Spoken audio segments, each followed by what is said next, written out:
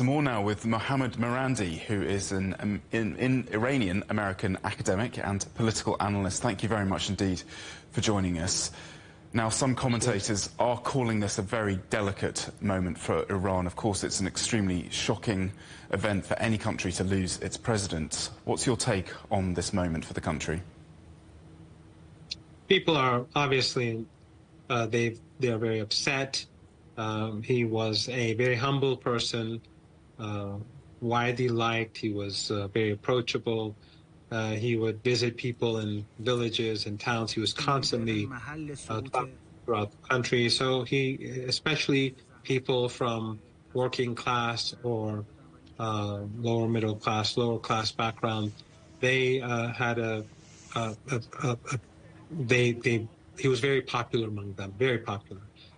But I don't think there's going to be any difficulty. The Constitution is very clear. We will have elections within weeks.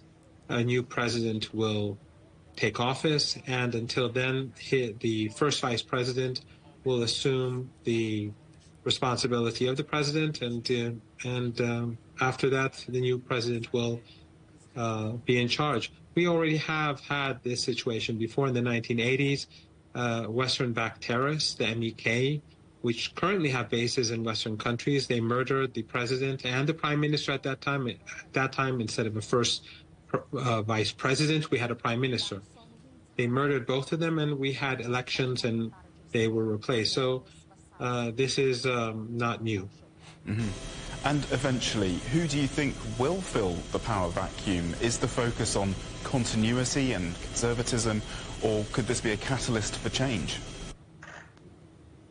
Well, President Raisi wasn't a conservative.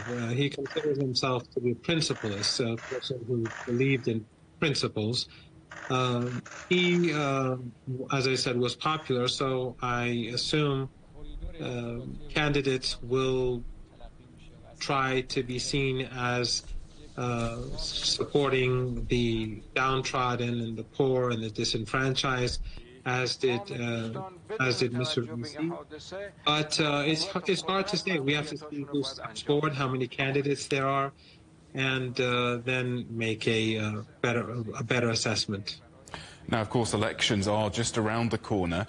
Who is likely to run? And you say the president was popular. Is the ruling party popular enough to win if they are free and fair elections?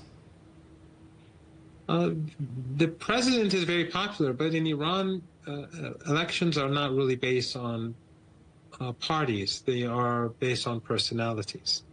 And therefore, we'll have to see who steps forward. So far, no one has spoken about the elections. The focus is on the funeral, which will be held in Tehran.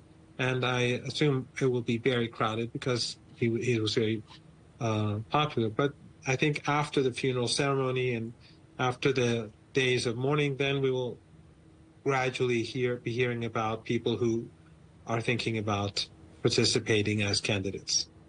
And as you rightly say, the focus, of course, on the funeral and these coming to terms in these initial days after this, what seems to have been a very tragic accident. But looking broadly at the international picture, what kind of impact could this have on Iran's standing in the world? And what could new leadership mean for Iran's international relationships? I think Iran has already made its decisions. Iran's relationship with neighboring countries has improved under this administration. The focus on the global south, on Asian integration, has been stressed. And I think by and large, most politicians think that this is a good policy. So the next president will most probably be pursuing similar policies. Well, we really appreciate your insight today. Thank you very much indeed for joining us. That's Mohammad Marandi, an Iranian-American academic and political